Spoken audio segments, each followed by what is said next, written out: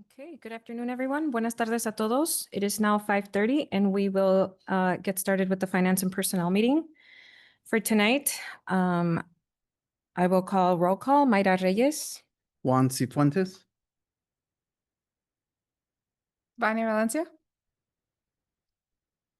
Michael Engel, David Ballard, Bob Elverson. Okay, moving on. Do we have any public comments tonight? Okay, informational items. Yep, we can go through the informational items. We have donations listed here from Wakeware Inc. for athletic supplies for Simmons School and the amount of $110.98.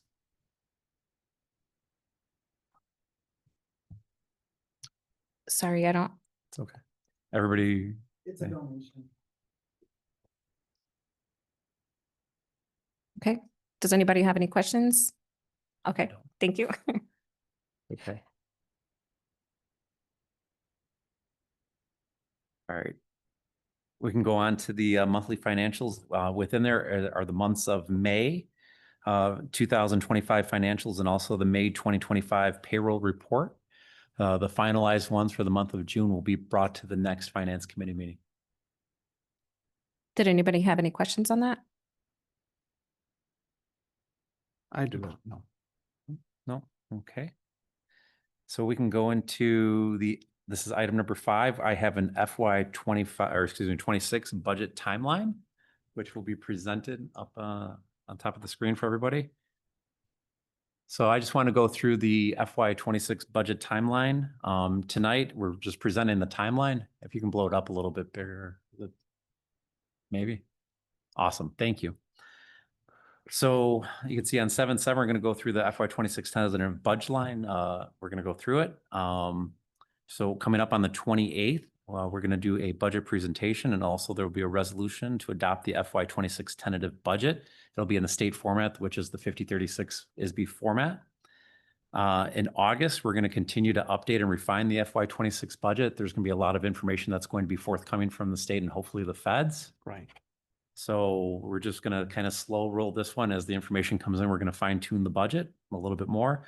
I'm hoping typically, usually August 10th, August 15th, the state will release the additional state updates, including evidence-based funding. So we'll know exactly what the district will be receiving at evidence state budget for that one.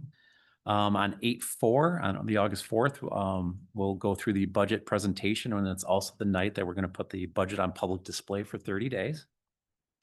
So then on 9/15, because you can see it's more than 30 days from 8/4 to 9/15, we'll have a Board of Education. We'll have a public hearing for said budget. And then on 9/15, we will have the Board of Education formally approve the approval of the FY 26 budget. Any questions on the timeline? Dr. Engel, that timeline allows us not to have an extra board meeting, right? Because I know there's some years where we need to, but this way, as long as it works out as is, we should be able to do that on an actual scheduled board meeting, not have to have an additional. Absolutely. So this year we do have that little bit longer you can see from August 4th to 9/15. And in typical years, we don't have that much of wiggle room. If it's less than 30 days, we would have to have a special board meeting to do the adoption of the budget. So, but this calendar worked. I've not looked at the levy calendar yet that's coming up in December, but hopefully it'll work then as well. So Okay. if not, we can always do it in November. All right. So we have that, and I'm going to go to the next item, which is there's a demographic study that is being brought forth tonight to talk about. So does everybody have an idea what a demographer study is? A demographic study, it's a study of enrollment, movement, births, coming in and out of the district kind of flows. It's good process and procedure to have one pretty much done every 5 to 7 years to kind of know what future enrollments are going to be looking like. And there's professional demographers out there. We reached out to 3 of them, including Charles Coffrin. We reached out to John Casarda and RSP. We did receive 2 proposals that did come back to do the enrollment studies.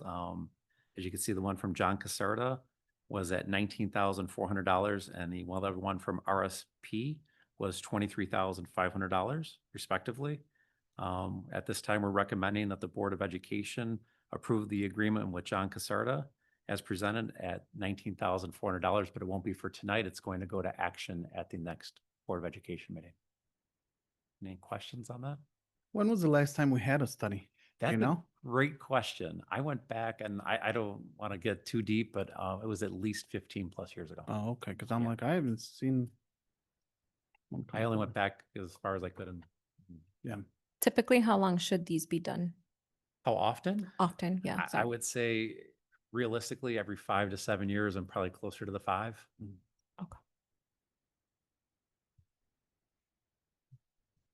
okay. All right. And I'm going to turn it over to Dr. Ballard. Thank you. Just a couple of items. There are a number of press policies that are here for first review for the Board of Education.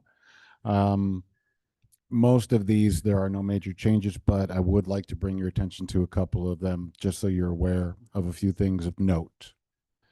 For policy 5100, this is in continuation. We've brought a few policies for that have been updated via press for students who are expectant parents or already parents. They may be victims of sexual abuse, domestic abuse, and so forth. This sets in motion that we will have some training that will need to be done for our staff for students that fall under those categories. So we will need to make sure that there will be some training available for our staff, and that will be in conjunction with other policies that you've seen in the past couple of months. Policy 6150 just expands the criteria for home and hospital instruction for students. So it's incumbent upon us internally to notify the respective departments and schools as to what that will look like. And you can see the differences in the policies between what we have and the red line policies. And the biggest one that I want to draw your attention to is policy 6235, which is the adoption of language regarding AI in our technology. Now, per our attorney's comments, we have a couple of options. One, we can adopt that language as is. It's optional. We can modify it, or we can not adopt it at all. In our conversations as an administrative team, our recommendation is at this point that we do not adopt the AI language, and it would allow us to gather a group of stakeholders and create a more robust plan for AI, as that's an emerging technology. We want to have a robust, comprehensive approach to how that would look, and then we would come back and have a more comprehensive AI plan as we work through that during this school year. So we have it's an optional piece, but we come back with something at a later date. So that would be the recommendation moving forward. Are there any questions? How long do you need to work on that plan? Or, I mean, 6 months, 9 months? What were you looking? We were in our discussions, we wanted to take some time to do that correctly, as it's changing rapidly.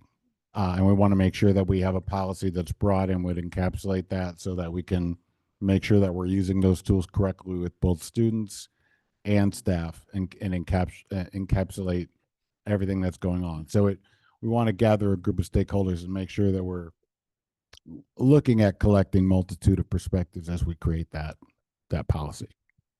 So in terms of time, it would be difficult to say, but we would have some committee meetings, and we've had some talk about stakeholders. And I think the big aspect of that, there's a bullet point 4 on there, is ensure that staff receives training and students receive instruction on the use of AI as appropriate. So we really want to make sure that we have the staff involved in helping us develop that process. But I would say probably hopefully the goal would be by January of this next year to have something in draft in place, and then come back and we could revamp at that time. Okay. But we wouldn't look 6235, the rest of it would stay in place as is, because there's stuff in there with internet safety, et cetera. It's just the AI piece that we would not adhere to or bring into play right now. We'd look to develop that, because we just want to make sure that we truly do have the stakeholders and input from both staff and students with that as well. Understood. I just think that, I mean, AI is here and it's Yeah. here now. Yep. So time is of the essence with this. So the sooner the better. for Yeah, sure. I would agree wholeheartedly. I think we need to definitely get moving on it. And, it is an evolving, AI definitely continues to evolve. So I'm sure it's something that'll have to be updated over time continuously there. But we would definitely get the stakeholders together and then look to implement something. It's not like we're saying we want to wait until fiscal year 27, but we just want to make sure that we do it the right way for sure. Correct, yeah. Understood.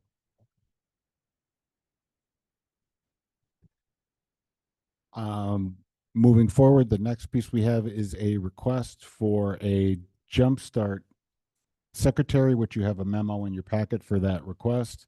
The rationale for the request is that our jumpstart program over the course of time, or I'm sorry, our preschool program and our jumpstart program has increased almost $1 million in grant budgets, creating additional work, additional time to support our students, to create the necessary background work that we need to do to order supplies, support our building, support our students. And so an additional secretary is needed to support our preschool program in this regard. And this would be paid from our grant funds. Any questions regarding this request? No, none. Thank you very much. Thank you. Okay, and I believe that concludes our finance and personnel meeting. Thank you.